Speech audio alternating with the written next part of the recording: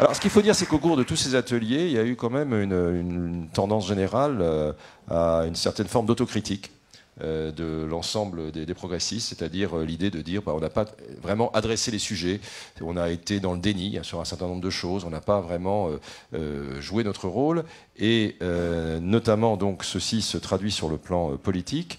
Et Emma Reynolds a fait à la fois un portrait de ce qu'étaient eux, ce que disait Dominique tout à l'heure, c'est-à-dire eux les populistes, mais elle en a tiré des règles sur ce que nous devrions être en termes de comportement, en termes de mode d'action. Et je pense que c'est un point important pour une journée aussi importante pour elle, parce qu'il se passe des choses aussi importantes en Angleterre. Je vais tout d'abord parler du référendum britannique, si ça ne vous gêne pas. Comme Britannique, européen réformiste, je suis ravie d'être ici parmi vous à Lyon. J'ai habité à Lyon il y a 20 ans.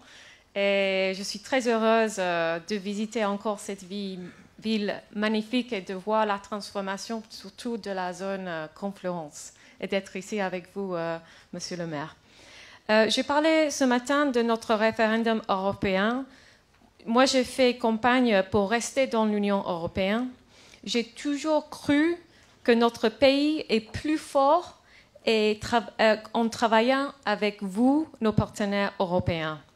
Alors, pourquoi est-ce que les Anglais ont voté contre l'Europe?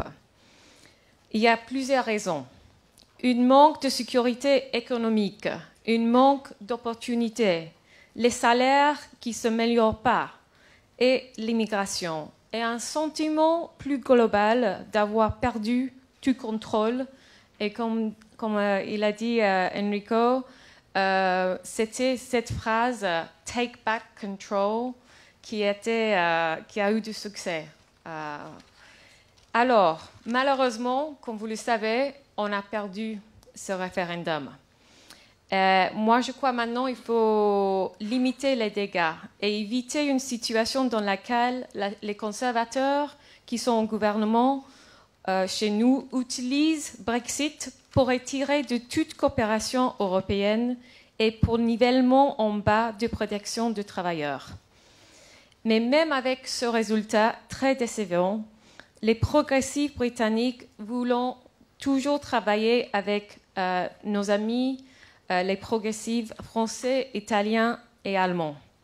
Et j'ai beaucoup apprécié aujourd'hui le débat qu'on a eu au sujet des partis populistes. C'est très important que les réformistes et progressistes partagent les idées de comment faire face aux défis économiques, mais aussi aux défis du parti populiste. Et comme Bernard a dit gentiment, j'ai précisé quelques règles qu'on doit s'imposer face aux partis populistes. Alors, voilà, il ne faut pas attaquer ceux qui votent les partis populistes. Comme Enrico a dit, il faut essayer de comprendre pourquoi ces gens appuient ces partis. Il faut présenter une alternative positive et simple.